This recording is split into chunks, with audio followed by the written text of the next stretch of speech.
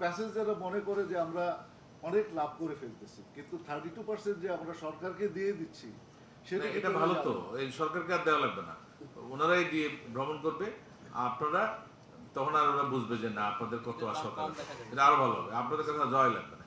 এটা সবগুলোই চালান, যেহেতু এখন দেওয়া কোনো বিষয়ই না, আপনি এই যে এখান থেকে পে করলেন চালান হয়ে গেল সরাসরি, দেন এবার চালান দিয়ে দিলাম, আপনি ওই এয়ারপোর্টের কাউন্টারে বসে চালান দিয়ে দিতে পারবেন।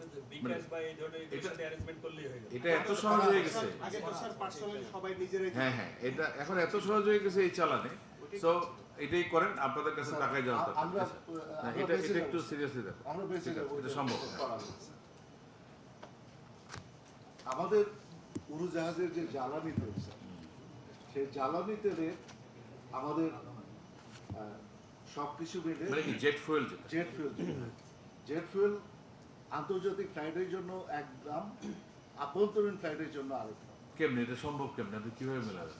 পৃথিবীর অনেক দেশেই আন্তর্জাতিক এবং আভ্যন্তরীণ দাম না ডিউটি কোনটা? দামের আমরা যে ইউজার এন্ডে আমরা যে কিনি, আমি যখন ইন্টারন্যাশনাল ফ্লাইটের জন্য কিনি তখন হলো 75 সেন্টস, আর যদি ডোমেস্টিক কিনি তখন সেটা 98 সেন্টেরও উপরে। তো এইটা হলো যে আমাদের যে বিভিন্ন পর্যায়ে জেট ফুয়েলের উপর যে আমদানি শুল্ক দেওয়া আছে, আমদানি শুল্ক এটা এনশিওর করে কিভাবে কোনটা ডোমেস্টিকে যাবে আর কোনটা হলো ওইটা যখন বিবিসি ওটা ইন্টারন্যাশনাল ফ্লাইটের, যাক এটা তো আমাদের কি আছে সেটা বলেন, বিবিসিটা বলে লাভ নেই। বিবিসিটা আমি যেটা এখন আমরা আন্তর্জাতিক বাজারের চাইতে 29% বেশি দামে ইন্টারন্যাশনাল ফ্লাইটের জন্য তেল কিনি।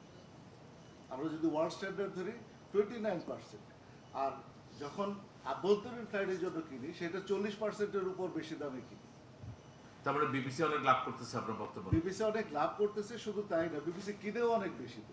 যখন আন্তর্জাতিক বাজারে $67 পার ব্যারেল, তখন বিবিসি কেনে $87 পার ব্যারেল। এখন সেটার উপর কি কারণে এটা বেশি দামে কিনে, সেটা কি কারণে কিনে স্যার আমি ওই প্রশ্নের জবাবটা দিতে পারবো। আচ্ছা আমদানি শুল্ক আছে 10%, মূসক আছে 15%, অগ্রিম কর আছে 2%, এবং আগাম কর আছে 5%। এইটা আমাদের ডোমেস্টিক ফ্লাইটের উপর চার্জ করা হয়, এটা ইন্টারন্যাশনাল ফ্লাইটের জন্য চার্জ করা হয় না। এখন আমাদের প্রতিবেশী দেশ, ওখানে মূসক ছিল স্টেট ভেদে বিভিন্ন, 4, 1, 11, 17।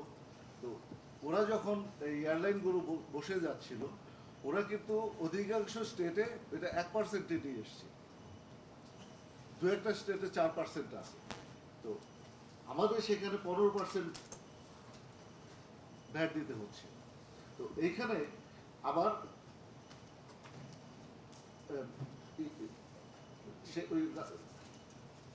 এইখানে আমাদের সোজা কথা হচ্ছে টোটাল ট্যাক্স ইনসিডেন্স বেশি, এটা কমাইতে হবে, এক কথা শেষ।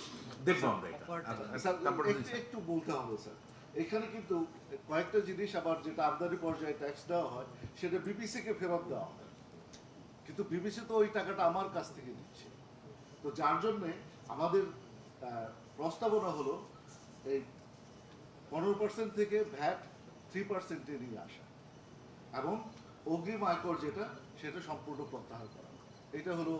এটা হলে আমাদের যে এই আন্তর্জাতিক বাজারের চাইতে যে অত বেশি মূল্যে যে তেল কিনি সেটা থেকে কিছুটা লাঘব হবে।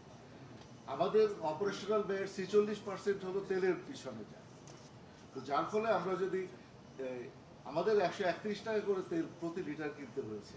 আমরা কিছু মানে প্রস্তাব আছে, এগুলো আপনাদেরকে বাস্তবতাটাও বুঝতে হবে। এই কিছু থাম রুল আছে, এগুলোর বাইরে যাওয়ার জন্য আমরা হয়তো চেষ্টা করব আপনার টোটাল ট্যাক্স ইনসিডেন্স কমাতে। কোথায় কমাবো এটা বলে দেন না, কারণ আমাদের ইম্পোর্ট স্টেজে ভ্যাট কিন্তু 15%, এর বাইরে কোনো কিছু নাই, এখন পর্যন্ত নাই। 3-2 যদি কারো জন্য থাকতো তাহলে বলতে পারতেন। এগুলো খেয়াল রাখতে হবে। আমরা চেষ্টা করবো যে টোটাল ইনসিডেন্সটা কীভাবে কমে, সেটাই হলো আপনার দেখার বিষয়। কোথায় কি করবো সেটা আপনি না বললে চলবে। আমি তো পয়েন্ট তো পেয়ে গেলাম, আপনার এখানে টোটাল খরচ অনেক বেশি, আপনার ডিউটি বেশি, আপনার প্রাইস বেশি, এটা সহনীয় করতে হবে, এক কথাতে বুঝলাম। আমার খালি প্রবলেম হলো আমার যে ট্যাক্স জিডিপি রেশিও কম, আমাকে যে ডেভেলপমেন্ট পার্টনাররা স্কুইজ করতেছে সকাল বিকাল, এবং বাস্তবতা সত্য এরকম দেশ তো নাই, এত কম ট্যাক্স আদায় হয় এরকম দেশ তো নাই। এবং কী কারণে হয় সেটা তো আপনারা আজকেও শুনলেন, যে আমাদের নেট ছোট, লোকজন ফাঁকি দেয়, আমাদের ইনএফিসিয়েন্সি আছে, ইন্টিগ্রিটি প্রবলেম আছে, সবই সত্য কথা। এই সত্যগুলো না মানলে আমরা আগাইতে পারবো না। তা আপনাদের এটা লিখিত দিয়ে দেন, মোটামুটি আমরা বুঝতে পেরেছি যে আপনাদের এটা কমাইতে হবে। না, স্যার, দুটো কথা বলি।